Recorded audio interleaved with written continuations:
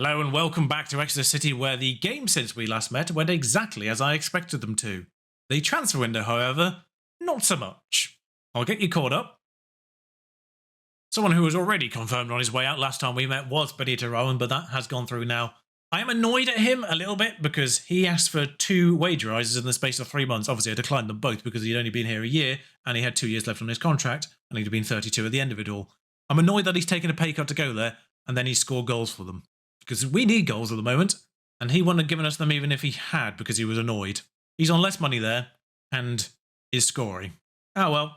Krunic went for 6.75 million. A free agent in this past summer window went for 6.75 million. He's 32, Rhyme. What are you doing? How do you even have 6.75 million? Not like you're one of the big French teams.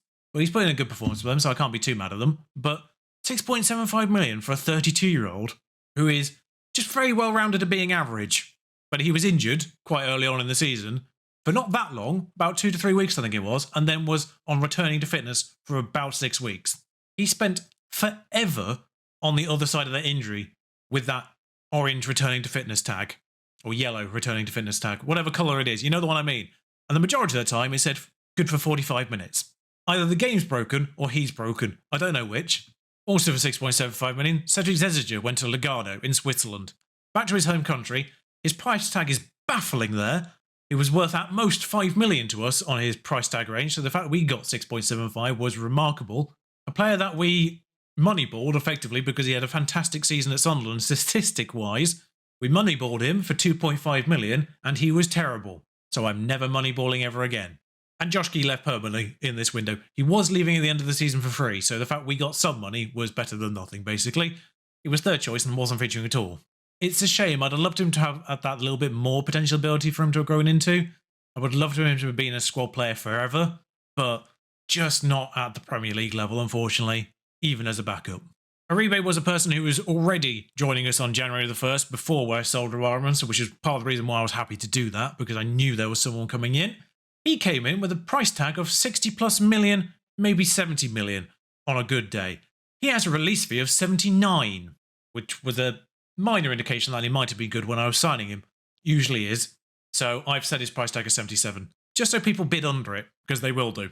Because if he develops at all over the second half of the season, then his price range was probably going to go above that 79 million release fee. I might need to negotiate him a new contract in the summer just to get rid of that, so we don't have to deal with that. But he's kind of well-rounded, but average at this point in time. He's a 3-star player. Currently, 4 to maybe 5-star potential. The release fee makes me think that's higher. The price tag obviously makes me think that's higher. Now he's here, but the release fee already made me think that was higher. Particularly when they put in a relegation release fee. I think they may be non-negotiable when I signed him. I can't remember. But they put in a relegation release fee of 39. The signs were there, basically, that he was going to be fantastic. He was a Colombian who turned up on my radar after signing a Colombian staff member, in much the same way Arsby turned up after signing Ole Gunnar Solskjaer. He came with a Norwegian knowledge. We got a Norwegian from out of nowhere. We sign a Colombian staff member. We get a Colombian, clearly wonder kid, from a Colombian team that I've not actually seen before, I don't think, or signed anyone from before. So 1.1 million. If anyone triggers that release fee, it's still £78 million profit. He was averaging the FA Cup, got injured, and then was terrible in the Premier League in the one game he's played so far. The only way is up. Now, the most Yorkshire-sounding person I've ever signed in my life, Alan Ramsden, came in to replace Exeter on the outbound. 6'2", has some jumping reach, but can't head the ball, which is a bit awkward.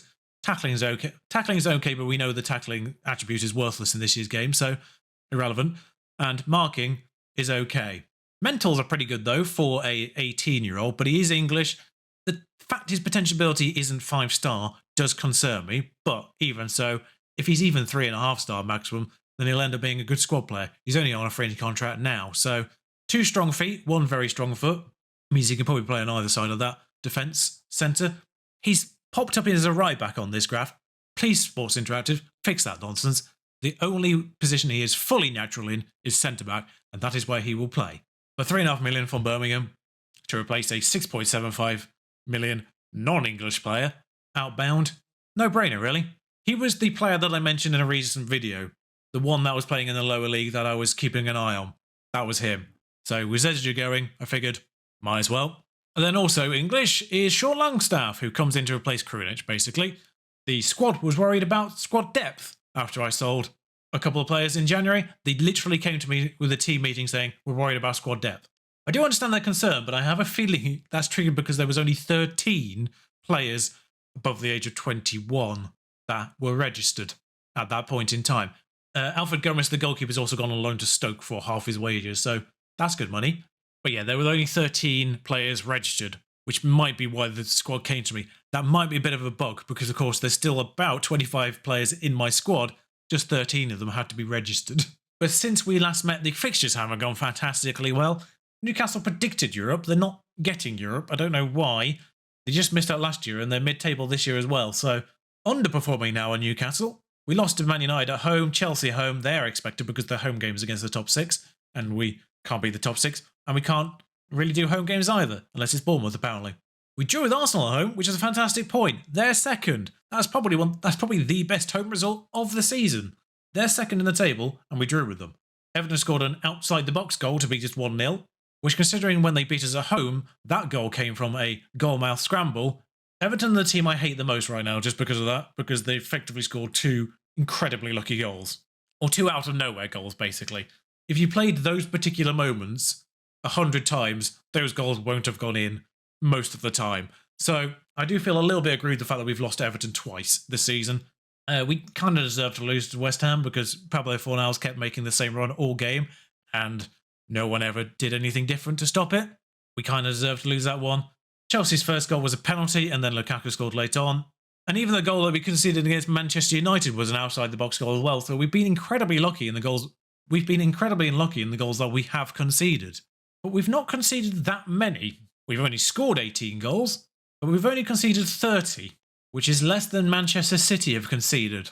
But yes, you may have noticed the fact that we've not scored a league goal in 6 games. We scored 3 against Cambridge, though. We're in the FA Cup 4th round against Bristol Rovers. But we've not scored a league goal in 6 games. So hello, Newcastle. So naturally, of course, this is the moment where I switch the formation again. The wingers have just been consistently not there. So every now and then, someone like Baba Mansley comes up with a great game. Martin Saunders scored twice in 3 games, and then hasn't done anything since. So I threatened it earlier in the season. I'm going back to it. The wingers, for whatever reason, they're just not working as well in this year's game. I don't know what's going on with them. I looked at what people were saying online about inverted wingers, inside forwards, seeing if anyone in the community has got them to work, which is why I switched to inside forwards in the first place, because that seemed to be the consensus that inside forwards were better than inside wingers this time. But even so, they've not been great. It's been a problem across my saves in particular this year as well. Slightly better at Hanover than they have been anywhere else, but still, there's a huge tendency for them just to not do anything.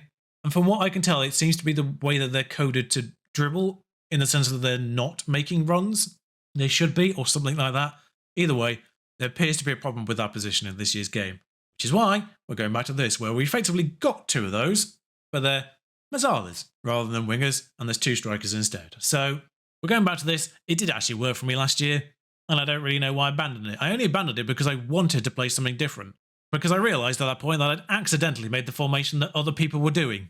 I got to here by way of doing a diamond, and then going, well, the attacking midfielder position isn't working that well. I'll move him back a bit and make him a central midfielder attack, which we know does work, which turns out to be the formation that everyone else is doing. So at least I didn't copy that formation from other people, but I've ended up at the same conclusion, basically, as everyone else's. This appears to be the formation that works this year. Before this Newcastle game, we're going to be going with Sanchez in goal, Martin the left back. You know what? Murillo over Luan Perez. I think I may have rotated that last game. Arsby, Castillo right back, who hasn't been as terrible, but still fantastically not good in recent games. Sangare in front of them. He remains, of course.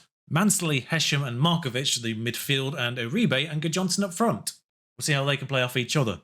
Johnson the taller of the 2, Uribe the more dexterous of the 2. So I should say I'm not sure if there's going to be 2 games in this episode or not. It kind of depends on how much deadline day brings us and how much this game brings us, but this is promising already. What the heck? He didn't seem too enthused in the celebrations there, so I was a little concerned he might have been offside, but it's not even been called back. So it caught me off guard how quickly this came and how effective this was, but Uribe to Hesham to Johnson, and, well, that's 1-0 in 2 minutes 30. For a team that hasn't scored in 6 games, the fact that we've immediately gone up their end of the pitch and scored, okay, this formation is fantastic then, clearly. Half an hour in, I think it does still remain our only attack in the game, though. So, Markovic, Hesham, well, our only shot in the game. Attack is a different thing. Castillo on this right-hand side, afforded a little bit more space because, of course, there's still no winger there. Oh, that's a gift for Uribe. I think his first name just turned into a sound there. I do apologise. But Markovic to Castillo here. Does Castillo get the assist? Does their defender miss the header, or does it just sort of land at Uribe? I still can't tell on the replay whether or not the defender touched it or not. We'll see at half-time if Castillo has an assist there. Arsby finds Johnson. Ibanez does get the ball. Miranda playing as a winger. I think, is he normally a winger? Juan Miranda? Or was he a left-back normally? Sanchez, though, to Arsby. Finds Markovic. Castillo now. Johnson. That's going to get to Uribe. That's a nice ball there.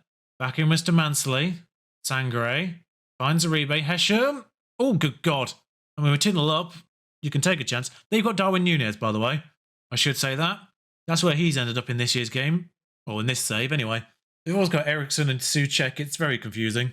Murillo gets that ball. Aaron Martin now to Hesham. Finds Markovic. Johnson. And Uribe's in. Tribune with a good save. Yeah, he was offside. Which is why I stayed in with a certain amount of question. Castillo did get the assist, so the defender just missed a header then. Victor Nelson's not Victor Nelson. Not heard about him in this year's game, but he looks competent.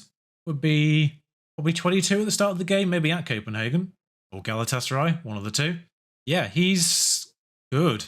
The amusing thing is, it was either after the end of last game or the build-up to this game, but there was a comment saying, I wasn't prepared to change things up in regards to tactics. And then, of course, I've immediately changed things up. Johnson, Castillo now. Johnson again. That's going to get to Uribe, who might be offside again, but yep, he is. Well, at least at 2-0, I have no questions about what I need to do shout-wise. Oh, God, I've just realised. Johnson scored. He's not scored in 16 hours. And I've let that go a little bit too far. Sonny Perkins isn't even on the pitch, I just realised. Sangre is the only person who's not above a 7, other than Mansley there. Yes, of course, I'm now having to retrain Mansley as a centre midfielder again. We'll give Longstaff 15 minutes against his former team. They're saying Markovic is a bit off, so Mwepu on as well, I think. Max Aarons, who's made his way to Newcastle, actually. Just realised that's Max Aarons at right back. Oh, that's a ball into the box. I don't know. That was the highlight, yeah. So the fact that Max Aarons was at Newcastle threw me off there entirely. I know Dina's there, which the game sort of doing what I did. But Max Aarons at Newcastle, after the Lewis transfer to Newcastle, I was kind of hoping Max Aarons might follow him eventually, and well, he's done so in this one, although Lewis has since left them. We've won another home game! Despite the fact we haven't scored in 6 games and only taken 2 points in the last 18 before this, we didn't really move in the table. We started today in 12th. Premier League at the moment is very much a table of 2 halves, where you've got the top teams who win most of the games, and the bottom teams who just don't really win at all, clearly. And if they do win, it's against each other. So in that middle pack, we kind of just ended up staying there because nobody was getting points behind us. Significantly so, anyway. 20 matches without a goal. Dennis Castillo is very much an all-or-nothing player at the moment. Got a 7.8 against Cambridge because he got an assist. And then just got a 7.9 against Newcastle because he got an assist. But otherwise, good God. So a much busier transfer deadline day than I was expecting. Also, Green Brewster's gone for £6 million, all things considered. There's a future fee on it somehow. He's 26, but £6 million for a free agent who really wanted to go. He played a relative amount, was terrible in all of those appearances. I wanted to sell Fernandez. His price tag came down slowly over the course of that deadline day. Should be 15 million. Or went all the way down to 9. Still no bites. He's gone on loan to Barnsley because we're not going to be playing that position. He's still got another year in his contract. I'll try and sell him in the summer. Hopefully he does something at Barnsley to get his price tag and interest coming. And similarly to Josh Key, Sam Stubbs had already agreed to go at the end of the year. Peterborough offered me a tiny bit of money, and I can't really begrudge him playing time. Inbound, I signed Jack Butland for 20 grand. He's a 2.5-star backup goalkeeper. With Gomez out on loan and intending to actually sell him in the summer, I figure getting a professional goalkeeper, third choice Englishman, yeah. Similarly, a backup centre-back 2.5-star. He's competent with 20 natural fitness and 18 jumping reach. He's 6'7". Like, if I need a man in that back line to head the ball in an emergency, hello, Jake Cooper. Similarly, at the other end, if we're doing a 2-striker system, then I would quite like another backup player who can head the ball at the other end. Because right now, we've got Johnson and then 3 more speedier, quicker, lighter, nimbler players. So, Stefan Tiggers, a player who I've wanted elsewhere before, is here as a fringe striker. He's not that good, but hopefully he'll do what I want for him. I did not realise he was a free agent last year. That's annoying, because I remember seeing this deal happen and I was annoyed I couldn't usurp it. I wanted him then. And lastly, but mostly, Jared Randall. This one, this is the gamble. I don't think he's 2-star now. I think those attributes are better than 2 stars. Not by much, but I think they are. I think it's just a lot of them are dragging him down rather than up. But for that position, yeah, you can see they're there, can't you? Really, in that position, needs better passing, but physically he's got enough to start with for me to actually be able to train him in the things that matter. I'm annoyed I didn't get him initially from Derby, but then again, that would have been season 2 and we had no money then. So it's good business by Newcastle, but at the same time, we've paid £20 million guaranteed. There's more in options. If I can get him to develop, then we're singing here. You know what? Bumper episode. We'll play this Man United game. I don't know why we're playing Man United now. I think there's been a bunch of fixture reschedulings. I know it was meant to be Burnley last time, but we're playing Man United now.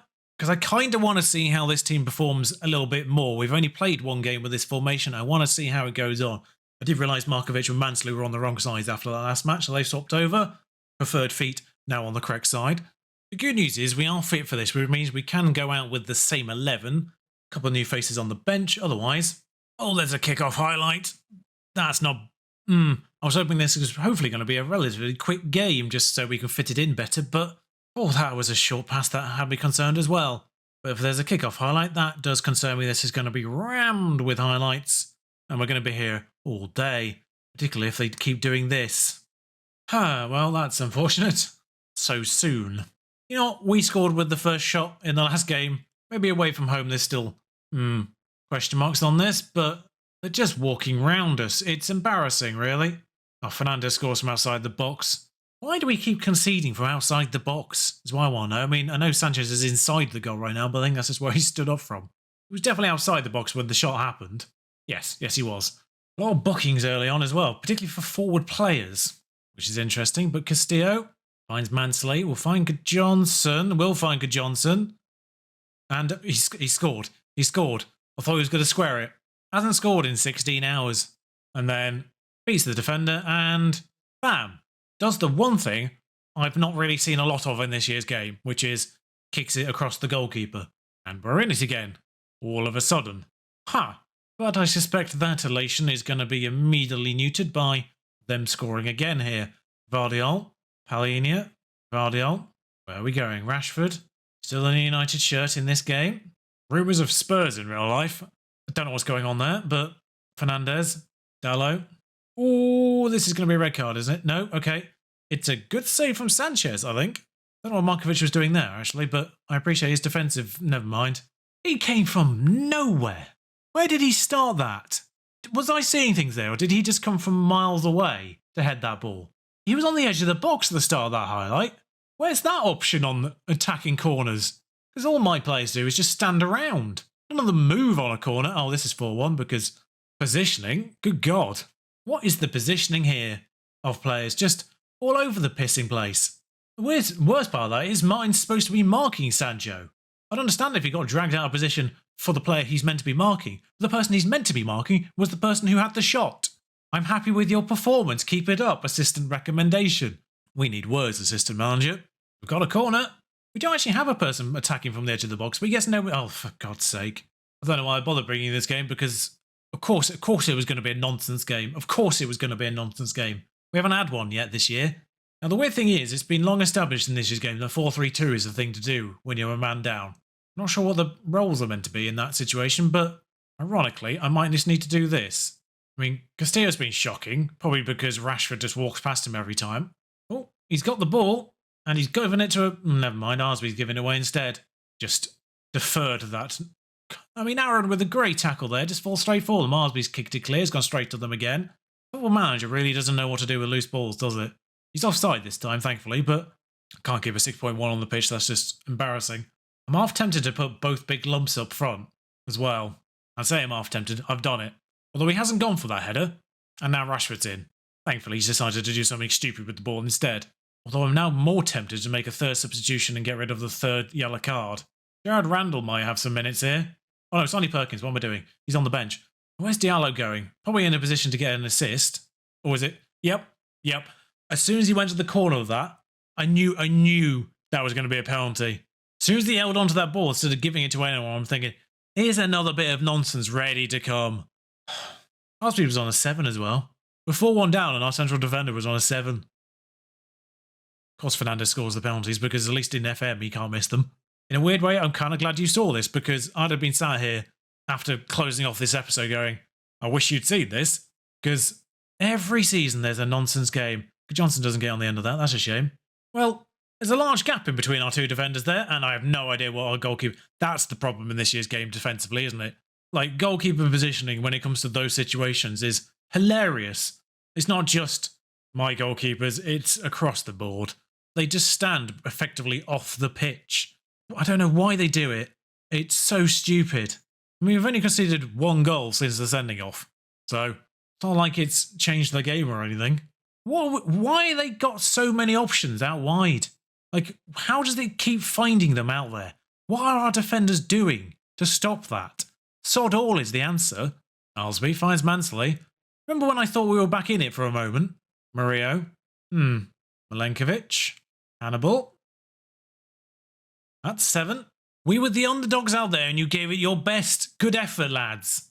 We really do need words, assistant manager. Good God. That's ruined the goal difference. We're still 11th. Well, despite that, I still think this season is going to go exactly as I think it's gonna. No point showing the fixture list because I still think I'm going to stick to the plan I had before, which is we are exactly where I thought we were going to be. So at the end of the season, I fully expect us to be exactly here. European positions, any sliver of dream there was there, way gone at this point. Relegation, similarly, I don't think we need to be considering it either. So even though we just lost 7-1 there, I fully expect us to be in this mix exactly where we are right now at the end of this season, which isn't particularly exciting. So unless there's some kind of FA Cup miracle run here, we do have Bristol Rovers in the 4th round. So unless there's an FA Cup semi-final, let's say, even a quarter-final, maybe against a good opponent, then I'll probably see you at the end of the season. Well, that was a mixed bag, wasn't it? Anyway, thank you for joining me. If you've enjoyed this, like, comment, subscribe. You know the deal by now. Or maybe you don't. Maybe you haven't done it. We'll do it now. Fix it, please. Until next time. Ta-ra.